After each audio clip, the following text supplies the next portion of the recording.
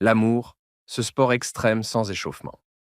L'amour, c'est quand deux personnes décident librement de devenir folles ensemble. Au début, tout était mignon, trop mignon, suspectement mignon. Il te dit: j'aime tout chez toi. Tu réponds: moi aussi. Mensonge collectif numéro un. Parce que personne n'aime tout. Personne.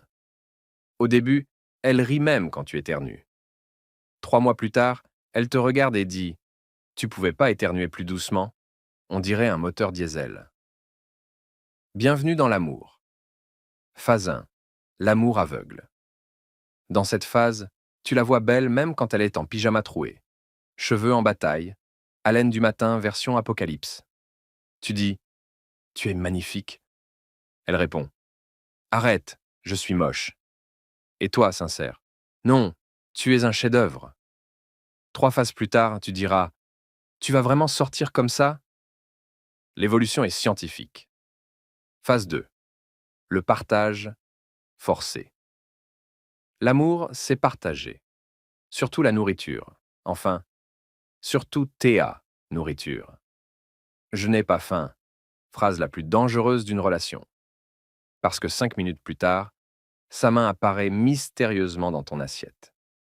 Et si tu oses dire quelque chose, elle te regarde comme si tu avais insulté toute sa famille sur 7 générations. Phase 3. La jalousie illogique mais assumée. C'est qui cette fille qui a liké ta photo? Une cousine. J'aime pas sa façon d'être cousine. Logique amoureuse, elle peut parler à 47 personnes. Toi, tu dis bonjour à une vendeuse. Tu deviens suspect international.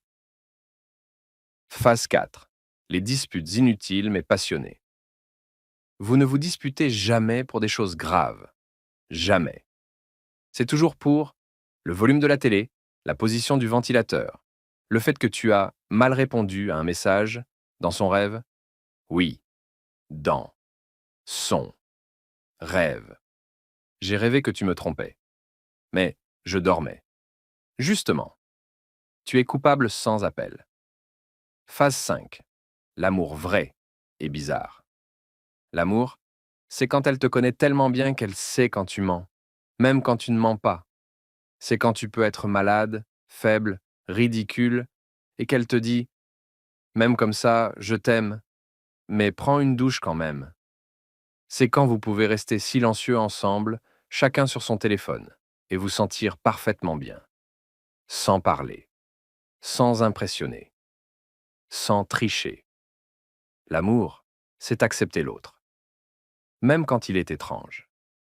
Parce que l'amour, c'est supporter ses ronflements, accepter qu'ils mettent 3 heures à choisir un film, comprendre qu'elles disent rien, mais pensent tout. L'amour, ce n'est pas être parfait, c'est être imparfait ensemble et en rire. Conclusion très sérieuse, mais pas trop. L'amour, c'est un fou rire à 2 heures du matin pour une blague nulle. C'est se disputer, bouder, puis revenir parce que bon, tu me manques quand même. C'est choisir la même personne tous les jours, même quand elle te tape sur les nerfs. Bref, l'amour, c'est la seule folie qu'on accepte volontairement.